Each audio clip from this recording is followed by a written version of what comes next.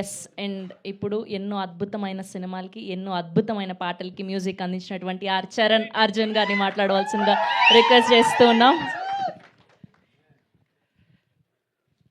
అందరికీ నమస్తే అండి. ఇక్కడ దాకా వచ్చిన వీళ్ళందరికీ ఒక్కొక్కరికి ఒక్కో స్టోరీ ఉంది. ఎవరి లైఫ్లో వాళ్ళు యుద్ధం చేశారు, అందరు ఇక్కడ దాకా వచ్చారు. కానీ మా అందరికి ఇంకా నుంచి మూతవరి లవ్ స్టోరీ మాత్రమే ఉంటుంది. సో అంటే అందరికీ ఆ సినిమా ఒక కేర్ ఆఫ్ అడ్రస్ లాగా మారిపోయేంత నిన్ననే చూసాను నేను అన్ని ఎపిసోడ్స్ అన్నీ. జనరల్గా నేను ఆనెస్ట్గా మాట్లాడతా, ఏది ఉన్నట్టు మాట్లాడతా అని చెప్పి నాకు ఒక ఇమేజ్ ఉంది. దానివల్ల ఈ మధ్య సైలెంట్ అయ్యాను. కానీ మళ్ళీ ఈ సినిమా తర్వాత మాట్లాడొచ్చు అనిపిస్తుంది. ఎందుకంటే అంత బాగుంది సినిమా, అంత కాన్ఫిడెన్స్ ఇచ్చింది నాకు. యాక్చువల్గా మనం సినిమా లెక్క తీసినాం కానీ సిరీస్ అని అందరు సినిమా అనుకుంటారు. వెబ్ సిరీస్ సినిమాలు అలవాటు అయిపోయింది నాకు. సిరీస్ చూడడమే ఇది ఫస్ట్, చేయడం కూడా ఇదే ఫస్ట్ నేను. సో నిజంగా అంటే నేను ఎక్స్పెక్ట్ చేయలేదు. ఫస్ట్ వీళ్ళు ఒక ఎపిసోడ్ 2 ఎపిసోడ్స్ ఇస్తూ చేసి టైం లేదంటున్నారు. మొత్తం ఎప్పుడు చూస్తామా అనుకున్నాం, నిన్ననే చూసినాం. మీరందరూ రాసి పెట్టుకోవచ్చు. వెబ్ సిరీస్లలో ఇది ఒక డిఫరెంట్. అంటే తరుణ్ భాస్కర్ గారు వచ్చిన తర్వాత తెలంగాణ మాట్లాడాలంటే అప్పుడు మాకు ఇండస్ట్రీలో సమైక్యాంధ్ర ఉన్నప్పటి నుంచి ఉన్నాం కాబట్టి భయం అయ్యి గారులు అండీలు తగిలించుకుంటూ వచ్చిందా రాలేదని 100 సార్లు చెక్ చేసుకునేటోళ్ళం. సో ఎప్పుడైతే మీరు పెళ్లి చూపులు ఇలాంటి సినిమాలన్నీ వచ్చిన తర్వాత మన భాష మనం మాట్లాడచ్చు ధైర్యంగా అని దానికి ఒక అందాన్ని తీసుకొచ్చారు మీరు భాషని. సో మన భాషకి మన స్లాంగ్కి కూడా ఒక అందాన్ని తీసుకొచ్చారు.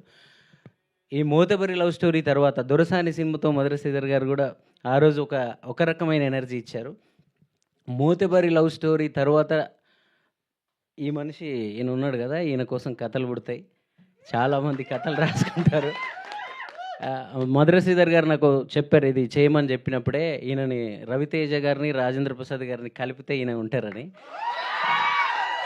సో ఆయనతో కలిసి వెబ్ సిరీస్ చేస్తున్నారు కాబట్టి మ్యూజిక్ చేయడం కోసం కొంచెం నన్ను ఏదో బూస్ట్ చేస్తున్నారేమో సార్ అనుకున్నప్పుడు. కానీ నిజంగా చూసిన తర్వాత సార్ మీరు చెప్పింది 100% నిజం. మన ఇప్పుడు ఆంధ్ర తెలంగాణ వీళ్ళు పంపకాలు జరిగినప్పుడు ఇది ఇటు అది అటు అని అనుకుంటారు కదా. సో మనకి ఎవరు లేరు కదా ఇక్కడ, మా రవితేజని ఇచ్చేయండి, మా రాజేంద్ర ప్రసాద్ని ఇచ్చేయండి అని మనల్ని ఏమైనా అడుగుంటారు సీఎంలు. ఇద్దరు కలిపి అనిల్ని ఇచ్చినారు. సో అలాగే ఈ సినిమాలో నాకు ఇంకా బాగా నచ్చిన అంటే మ్యాన్ ఆఫ్ ద సిరీస్ అంటారు కదా, దానికి సదన్న. సో నేను కథ విన్నప్పుడే నేను నాకు ఫోన్ చేసి చెప్పిన, అన్న నువ్వేమన్నా కన్ఫ్యూజ్ అయ్యి పాత్రగానే వదులుకోకే, చాలా అద్భుతంగా ఉంటుంది, నువ్వు ఇంకా యూట్యూబ్ వీడియోలు చేయడం మానేసి నీ స్టేచర్ పెరిగే సినిమా అవుతుందన్న అని చెప్పిన ఈయనకి. నేను చెప్పిన దానికన్నా అద్భుతంగా చేసినాడు ఈయన, నేను విన్నదానికన్నా అద్భుతంగా చేశాడు శివన్న. సో ఈయన నాకెందుకు నిన్ననే చూసిన కాబట్టి ఎగ్జైట్ ఎక్కువ మాట్లాడుతున్నా. నిజంగా నాకు ఈయన పక్కనే ఉన్నాడు, నా పక్కనే ఉండి చూపించాడు సినిమా అంతా. ఒక ఫ్లాష్ బ్యాక్ ఎపిసోడ్ ఉంటుంది సినిమాలో. ఆ సినిమా అంటే జనరల్గా ఫస్ట్ ఎపిసోడ్ 2 ఎపిసోడ్ చూస్తున్నప్పుడు ఓకే పర్లేదు వీళ్ళకి ఉన్న దాంట్లో ఏదో చేశారు, మనం బ్యాక్గ్రౌండ్ స్కోర్తో దీన్ని బాగా లేపాలి అని అనుకున్నాం. కానీ 3వ ఎపిసోడ్ నుంచి 6 ఆ ఎపిసోడ్స్ అన్ని చూస్తున్న తర్వాత అసలు మ్యూజిక్ అవసరం లేదు, నేనే కళ్ళల్లో నీళ్ళతో ఆ పాత ఎపిసోడ్ అంతా చూశాను. సో ఒక మణిరత్నం గారు, ఒక పి శ్రీరామ్ గారి ఆ ఫోటోగ్రఫీ, అలాంటి మూడ్ ఎలా ఉంటుందో ఆ ఓల్డ్ స్టోరీ మొత్తం అంత బాగా చేశాడు డార్లింగ్లో. మీరందరూ ఆల్రెడీ మీ అందరికీ నేనేదో మ్యూజిక్తో చేయాలని అనుకున్నాను, మీరు ఆల్రెడీ నన్ను మించి చేసేసారు. సో మేము జస్ట్ దాని ఫీల్ని తీసుకొస్తే చాలు మ్యూజిక్ అని అనిపించింది. సో ఈ సినిమా ద్వారా ఈ సినిమాలో ప్రతి పాత్ర పేరున చెప్పలేము కానీ ప్రతి పాత్ర వీవా అన్న ఉన్నాడు, నిసార్ బాయ్ ఉన్నాడు, ఆ ముసలాయన పాత్ర రాముల తాత ఉన్నాడు, అలాగే ఇంకా వాళ్ళ అన్నదమ్ముల పాత్రలు అయితే చెప్పడానికే లేదు. నేనున్న గర్భంలోనే ఏడాది నువ్వు ఉన్నావు అనే ఒక అన్నదమ్ముల పాటతో నేను అన్నదమ్ముల పాటకు చాలామందికి కనెక్ట్ అయ్యాను. కానీ ఈ సినిమాలో 2 అన్నదమ్ములు ఉంటారు, ఇంకా వాళ్ళ గురించి చెప్పడానికి లేదు, మీరు సినిమాలో చూడాల్సిందే.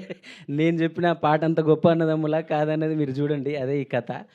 సో ఇంకా మంచి మంచి పాటల ఈవెంట్స్ అన్నీ ఉన్నాయి, ఇప్పుడు చెప్పుకుంటే అన్ని ముచ్చట్లే అవుతాయి, అన్ని సినిమాల్లో ఎవరైనా ఇలాగే మాట్లాడతారు. బట్ ఇవి కంటెంట్స్ వస్తుంటాయి మీకు, అప్పుడు ఇంకెక్కువ మాట్లాడుతుంటాం. తప్పకుండా ఈ మోతబరి లవ్ స్టోరీని చూడండి. చాలా వెబ్ సిరీస్ హిట్ చేస్తున్నాం మనందరం, కానీ ఇది రూటెడ్ మన ఊర్ల నుంచి, మన గ్రామాల నుంచి, మన జీవితాల నుంచి వచ్చిన మనుషులు వీళ్ళందరూ, మేము కూడా. సో ఇది విజయవంతం అయితే ఇంకా చాలా కథలు పల్లెల నుంచి పుట్టుకొస్తాయి, చాలా కళాకారులు పుట్టుకొస్తారు, అదంతా మీ చేతిలోనే ఉంది. థ్యాంక్ యూ అండి, thank you so much. Yes. And ఇప్పుడు బ్యూటిఫుల్ వర్షిణి గారిని మాట్లాడవలసిందిగా రిక్వెస్ట్ చేస్తున్నాం.